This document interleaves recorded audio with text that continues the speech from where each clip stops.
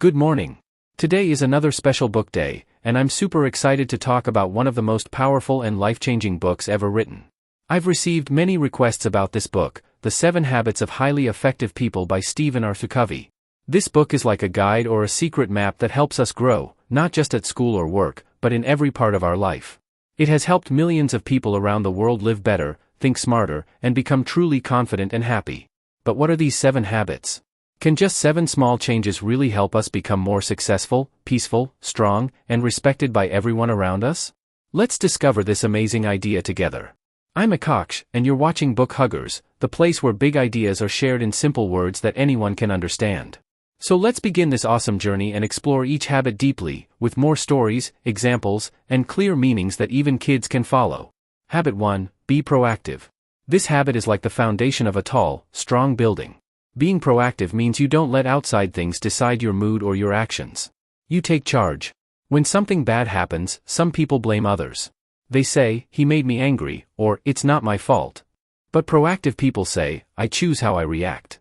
Imagine your little brother breaks your favorite toy. A reactive person might shout or cry. But a proactive person stays calm and says, "Let's try to fix it together."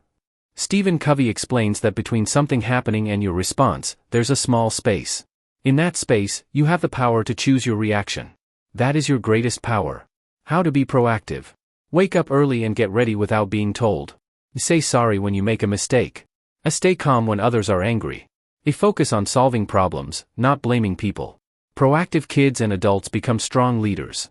They don't wait for change, they make the change happen. Habit 2. Begin with the end in mind.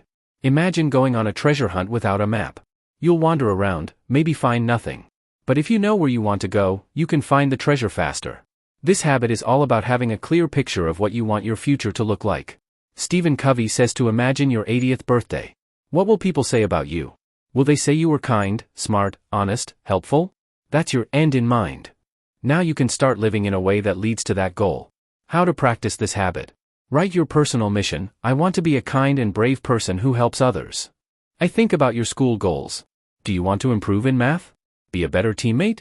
Picture your best self every day. When you know your goal, every choice becomes easier. You'll know which friends help you grow, which habits make you stronger, and what dreams to follow. Habit 3. Put first things first. Now that you know your goal, it's time to take action, the smart way. Stephen Covey teaches us that not everything is equally important. Some things help us grow. Others just waste our time. Think of your time like a glass jar. Big rocks are the most important things, like schoolwork, family time, learning.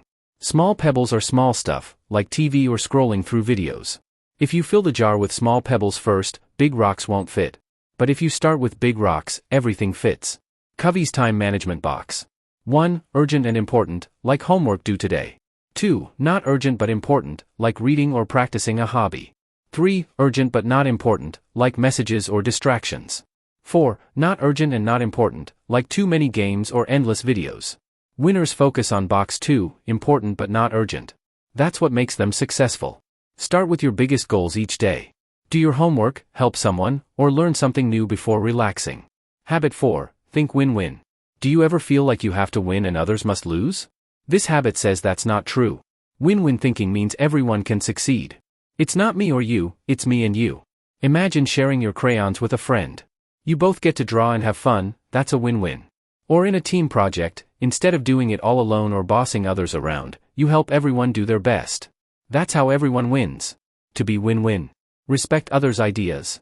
Speak kindly. Be happy when others succeed. Don't always try to win alone.